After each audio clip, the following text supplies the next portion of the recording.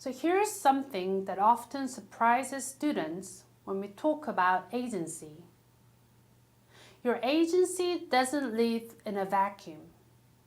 It's not just an internal trait or a mindset. It is shaped, amplified, or diminished by the relationships around you. That's what we're diving into today in episode 4 of our series on developing agency in practice. How to build the kinds of relationships in college that grow your agency and not shrink it. Because while much of education focuses on individual efforts, your GPA, your resume, your achievements, real growth often happens in dialogues, collaborations, and community. And the truth is, some relationships help you become more of who you are, but others, without meaning to, push you into passivity, conformity, or self-doubt.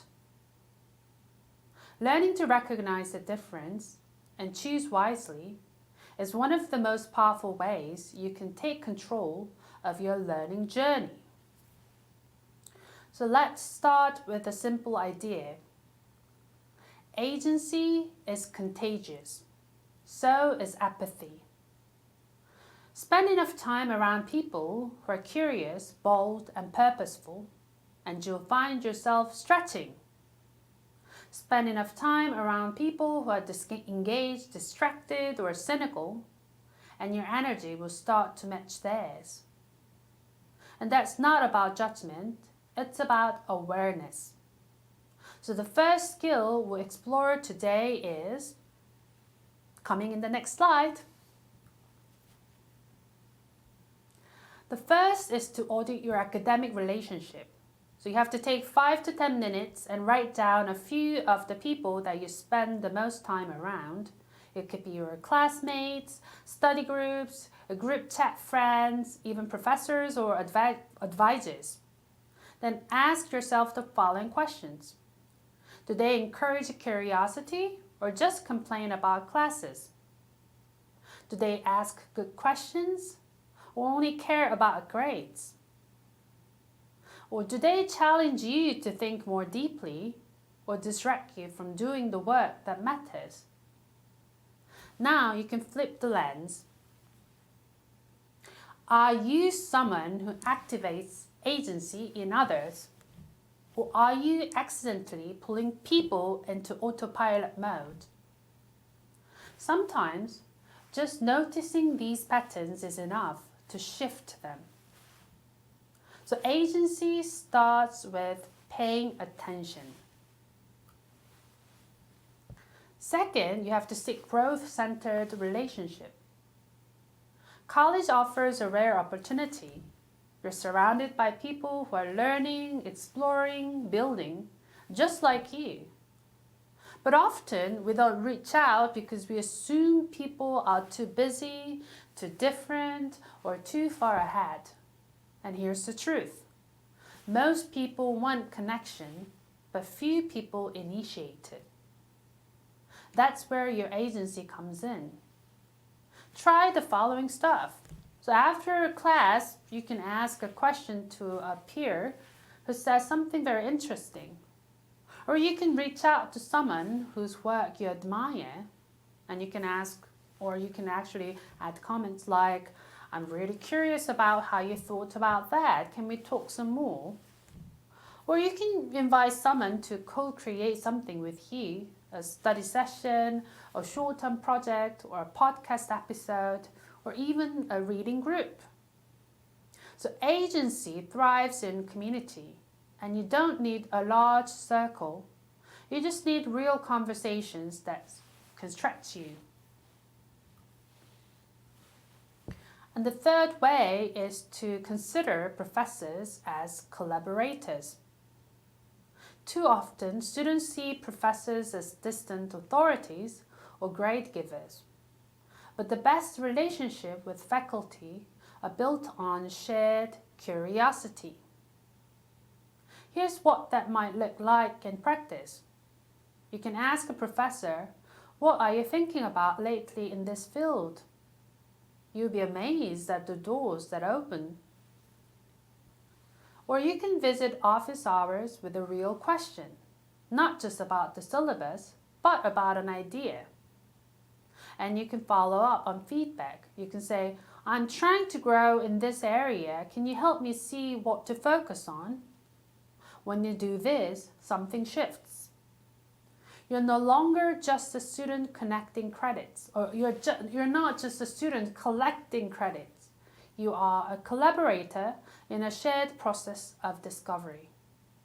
And that's the agency in action.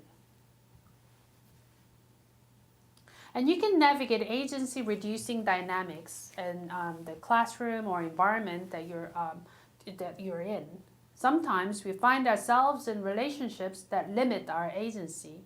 And this kind of relationship could be a group where no one takes initiative and everyone is waiting for someone else to lead.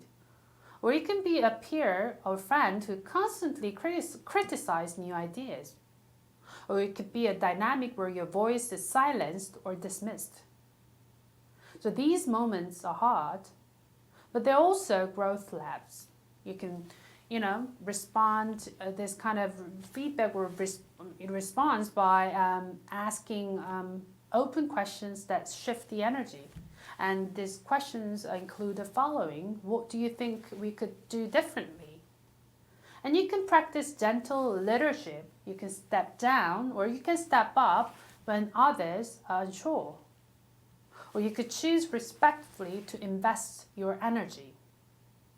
Elsewhere, if a relationship is repeated draining for you, so remember, protecting your agency is not selfish, it's strategic. So let me share a short story. One day, a student told me that during her first year, she rarely spoke in class.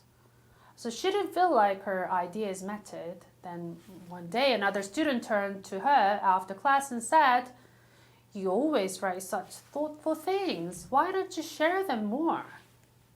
And that moment changed everything for my student.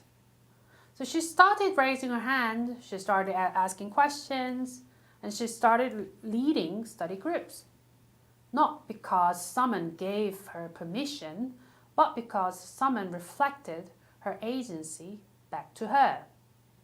Sometimes we need to be that mirror for others. And sometimes we need to believe the mirror when someone offers it to us.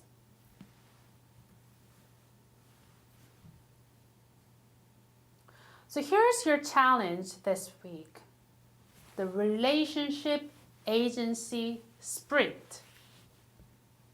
Try to identify one person you would like to connect with more intentionally.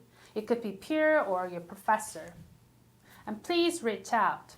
Start a conversation that's not just transactional, but curiosity-driven. And notice how it feels. Does the conversation leave you feeling more awake, more engaged, or more purposeful? If so, lean into that. That's the sign of an agency and expanding relationship.